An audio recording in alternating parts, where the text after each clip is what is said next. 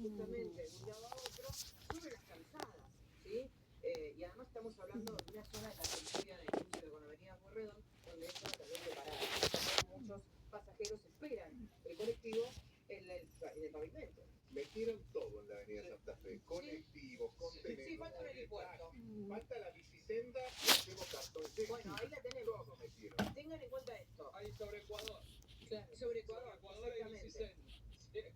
exactamente. Todo. Ahí también ahí te las mandamos. Tengan en cuenta lo siguiente.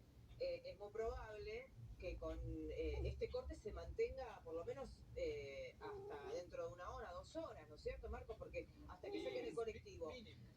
Mínimo, exactamente. Con el semáforo que está colgando sobre la calzada, esto es sentido hacia Plaza Italia, ¿no?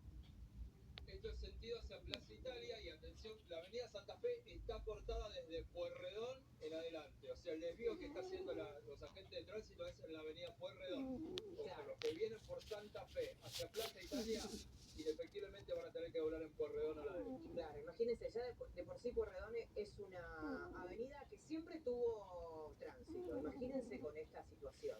Esto también contagia muchísimo a las eras. Y tengan en